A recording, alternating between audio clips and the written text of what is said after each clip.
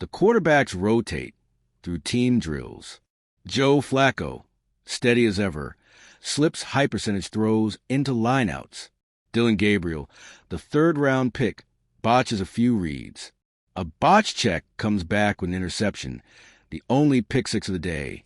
It's a flagrant reminder of why the Browns hesitated on him in earlier rounds. Meanwhile, on the scout team side, Shedeur Sanders is simply slicing through whatever defense lines up in front of him. 9 of 10 completions. Sharp, crisp mechanics. He fires a slant right in stride. Feet planted like he's done this 1,000 times before. He doesn't wave his arm around. He doesn't dance in the pocket. He just plays smart. If you're into the real story and all the messy twists they don't show on highlight reels, go ahead and subscribe. And if you're sticking around to see how this Browns QB chaos plays out, you should definitely be subscribed. Like someone who studies a film harder than anyone else in the room, Gabriel throws the pick six. That's now put him to red. Meanwhile, Flacco, not flashy, just reliable. And Shedeur, still buried on the depth chart, still only getting crumbs of opportunity, yet quietly unmatched inconsistency. Then it happens. Sanders is handed a 2-minute drill with the second-team offense. Nobody expected fireworks. What he does instead is surgical. First down. Check down, tight coverage. He squeezes it in for a gain. Second down. He freezes a blitz.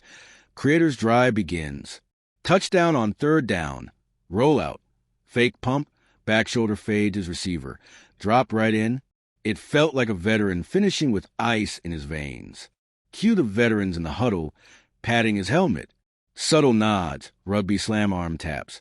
Respect being earned, not given. That evening, Brown's Twitter is aflame. Fans post side-by-side clips.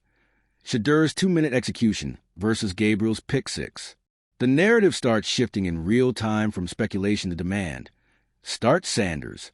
Even inside the building, things change. Coaches rewatch the tape, not looking for teaching moments this time, but evaluation. Could he handle 20 plays with the first team? Executives who've been quiet start catching whispers. He's more natural in this offense than the guys ahead of him. But then a bomb drops. Owner Jimmy Haslam, in an offhand comment, let slip that he didn't want to draft Sanders. That's not just foot in mouth. That's nuclear. Because suddenly some fans and media start wondering if all of this, Sanders' hesitation, limited reps, conservative usage, was more about internal politics than football. Now, the QB situation isn't just smarter versus younger. It's now about allegiance, about ownership, about who really controls the narrative. And that ownership gap, fans and veterans smell it. Wide receivers start mumbling about rotational shifts. Offensive linemen do extra shoulder exercises to throw more with Sanders in drills. Even Flacco, quietly efficient, is asked whether he's seen this kind of urgency before. He doesn't give a soundbite. He places a hand on Shedeur's back and says, "Kid's a pro." Again and again, everyone falls back to the truth. The tape doesn't lie. Now, the last 10 days of camp, Shedeur's every rep becomes a textbook case for meritocracy. He throws with timing, anticipation, placement. He's not perfect. His deep ball still floats on a few reps, but even that shows control. His interceptions? 0. His poise? Veteran level. In the media room, analysts pivot. This isn't a flash in the pan. It's a methodical uprising. And here's the ugly truth the Brown staff is grappling with. Every day they don't carve him into the rotation is just political cover. Another line in the ledger to avoid admitting a past mistake. Because let's face it, Dillon Gabriel's pick six today might be the most measured moment of his camp so far. Sanders' performance might be the clearest indication Cleveland has had in years that they actually might have a franchise quarterback on their hands. So what's the Browns' plan? They're hoping to cling to competing fairly until the preseason games arrive. Keep Gabriel and Flacco in the conversation. Let Shedeur cool off in the corner. Make it look like a process. But that process, it's unraveling faster than they can spin it. In the post-practice huddle, a veteran defensive back, anonymously but speaking volumes. Thing is simple. If you gave Shedeur first team one day, the room shifts. I want to play for that guy. So now the locker room is a second pressure point. the first being the tape, the third being the national media. By evening, everyone's talking about it. The pick six, the 2-minute drive, the owner's comment, and most importantly, whether Cleveland will rise above its politics or keep letting it define them. Would they? That question hangs heavy over the next 2 days of practice, where Shedeur again quietly dominates. Every side route, every coverage recognition, every timing throw gets him just a little closer to being undeniable. By day 8, the staff relents just a bit. He gets 5 snaps with the first team. It's a test drive. If he struggles, no harm. If he thrives, well, that's been happening since day 1. Those snaps, he's flawless. 3 throws, 2 completions, and the sideline crowd reacts like for a touchdown. The turnaround is now official. The camp narrative switches from 4-man competition to Sanders leading the charge. Gabriel's pick six now looks like the metaphor for Cleveland's past decision-making, and Shedeur's calm dominance looks like the template for their future. But here's a deeper point. This is no longer just about who starts. It's about reestablishing Cleveland as a team that actually values talent over reputation. It's about shaking free from past mistakes. It's about telling the fan base and the league that this time is different. Day 10 of camp, leaders meeting. Players, veterans, coaches all sit together. No media, just honesty. One veteran says, "If you don't make this kid the starter, you're telling me character, preparation, and performance don't matter here." It's not an attack. It's reality. And by the final practice before preseason, Shedeur is permanently elevated into first-team reps. The coaching staff slowly shifts language in media sessions. Competition's tight. Becomes Sanders will be evaluated with equal reps. The depth chart reveals itself. Sanders is listed second behind Flacco, with Gabriel and Pickett lagging. That's a far cry from day 1. But even so, it's still holding Shedeur back. Sanders' calm, almost stoic response? At media day, "I only thing I control is the game plan, the execution, and my body. The rest is football. If they put me in, I'm ready. If they don't, I'll be ready next week." That answer? That's what separates rookies from future Hall of Famers. The mindset is already grown. As Browns camp closes and preseason begins, the sense in Cleveland is clear. Shedeur has gone from overlooked QB4 to the quiet center of inevitability. But the real question now, who in the organization is brave enough to say it? Will they finally align the quarterback with the team's tempo, identity, and fans? Or will they continue fumbling right before the finish line? Because what this has revealed isn't just a talent. It's an identity choice. And if they let him slip by, or slow play him longer, history has shown Cleveland rarely gets that chance twice. Shedeur Sanders didn't ask for this war. He only showed up and played like a quarterback made rather than manufactured. Now, the Cleveland Browns find themselves at the center of a clash more profound than playbooks or depth charts. It's a battle for organizational identity. Will they honor talent and ambition, or cling to caution and continuity? By the middle of training camp, the cracks were impossible to ignore. American football Shedeur was completing over 73% of his passes in team drills. American football, he engineered multiple scoring drives in padded practice with no interceptions. American football, he managed pressure like a veteran, keeping eyes downfield, audibling protections, never panicking. Meanwhile, Joe Flacco's continued to perform reliably but unremarkably. Dillon Gabriel, despite being a third-day pick, threw multiple sloppy interceptions, including a pick six that had coaches shaking their heads. Kenny Pickett was still sidelined, relegated to a spectator role. Yet the official mantra from the front office? We're evaluating fairly. Competition's wide open. And the public face of leadership? Browns owner Jimmy Haslam, claiming he wasn't the one who pushed for Sanders in the draft, a comment interpreted almost universally as distancing himself from the rookie's rise. The rumor mill churned, maybe that division in ownership was stalling the quarterback plan. Fans, analysts, and even veterans didn't buy the explanation.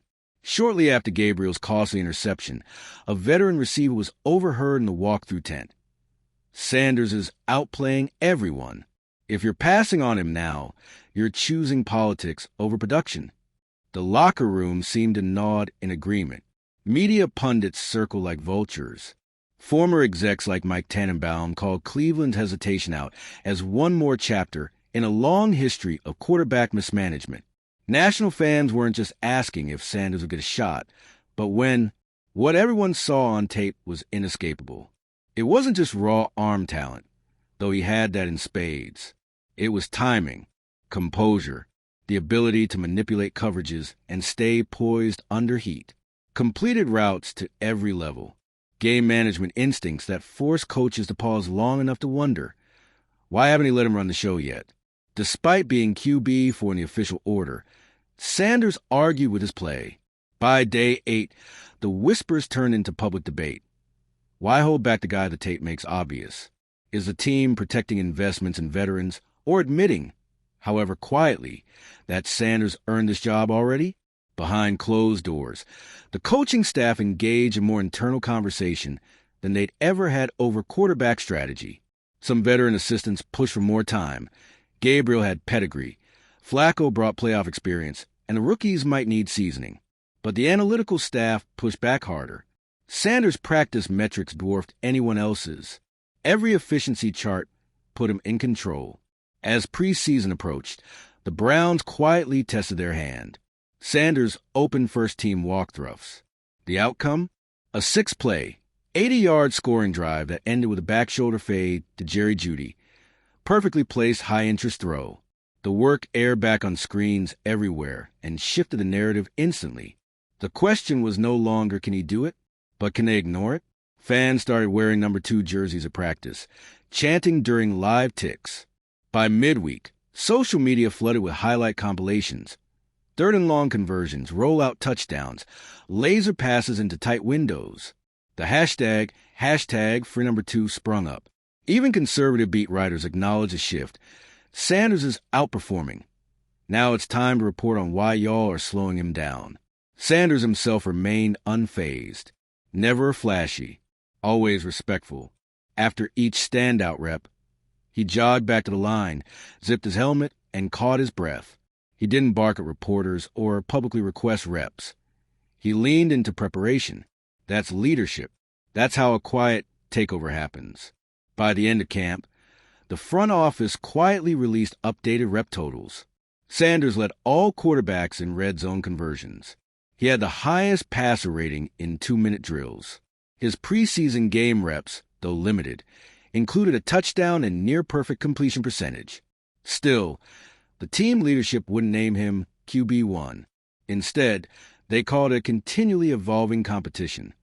So with preseason kicking off, the Browns tabbed Sanders for the opening series of the second half. Flacco had opened to test continuity. Gabriel had received scripted looks. Sanders had the rebound reps and completed every throw, including a deep sideline bomb under pressure and a scramble for first down that snapped the defensive line's focus. He walked off the field like he just warmed up.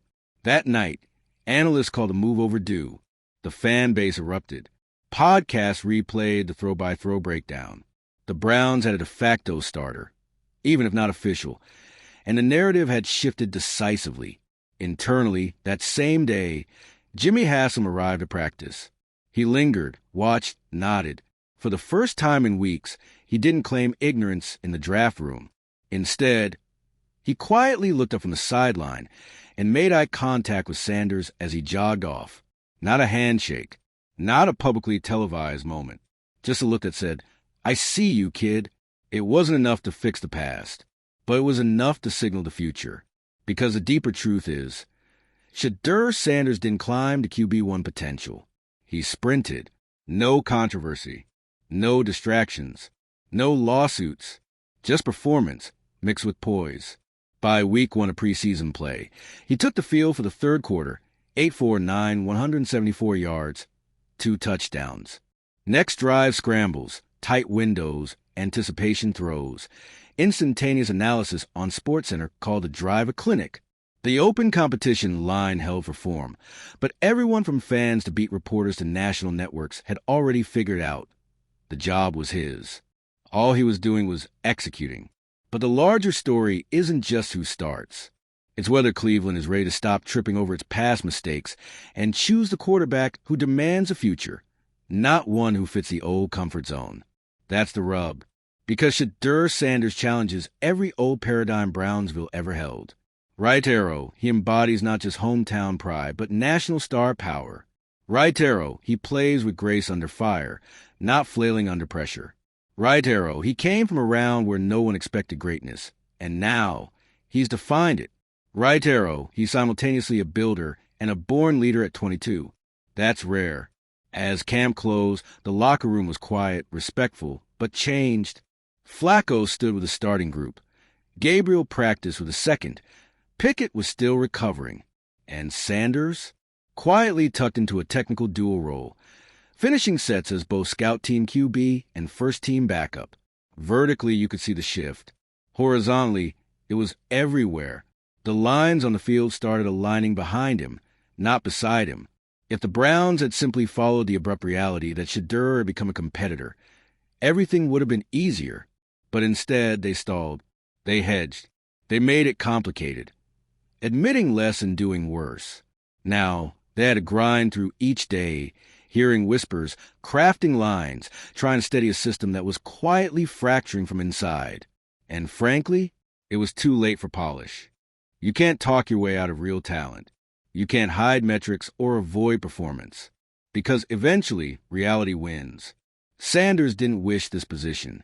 He didn't hack doors or leak sound bites. He just played his role, the only one that mattered, and let everyone else write the headlines. And now, salvation was hidden in plain sight all along. Cleveland's football future was wearing number 2, carrying a clipboard, standing quietly behind veterans they trusted over him, while trusting him less. That changes now, because passions rise where performance demands it, and Shedeur Sanders is the full-blown catalyst. Make no mistake, this isn't just a quarterback ascension story anymore. It's Cleveland coming to terms. Time to stop fearing the unknown and start trusting what you've got. Time to pick a lane not because it's safe, but because someone earned the right to run it. Shedeur Sanders isn't asking for miracles. He's collecting them by the hour. Now it's time for the Browns to decide. Will they align with him or still cling to their past illusions? Because tomorrow's quarterback reality doesn't wait for permission. It demands respect. And right now, Shedeur Sanders commands that respect. By the time preseason hits full stride, the buzz around Shedeur Sanders isn't just noise, it's a signal. The media can't stop replaying his touchdown throws. Teammates are raving about his poise in the huddle. Even analysts who once dismissed him as just Dion's kid are starting to reconsider. But while everyone else scrambles to update their opinions, Sanders hasn't changed. He's still showing up early, staying late, and let his game do the talking. There's something electric about watching a young quarterback rise in real time, especially when the system clearly wasn't built for him. Sanders wasn't handed anything. He didn't come in as a blue-chip top 5 pick with a marketing machine already in motion. He arrived in Cleveland as a 5th-rounder. Low expectations, low reps, minimal media access.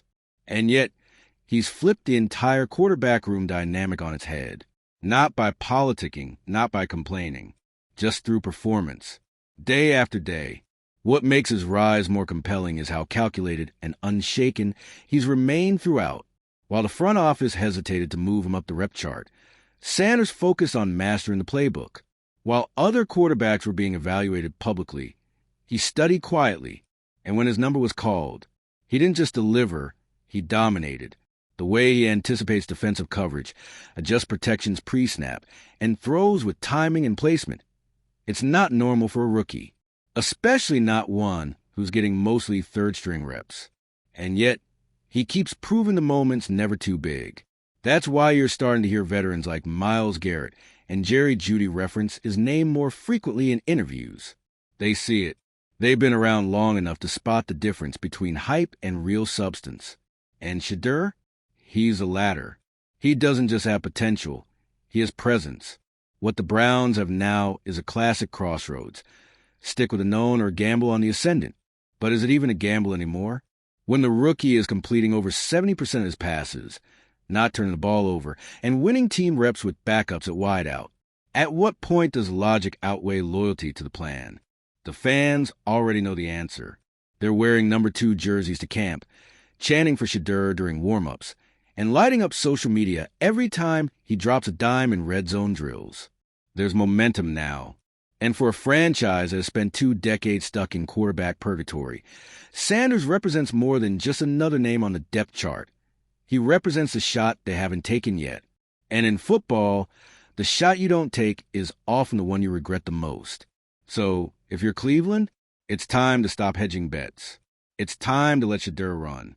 Not because he's flashy, but because he's ready. And he's been proving it since the minute he walked in the building.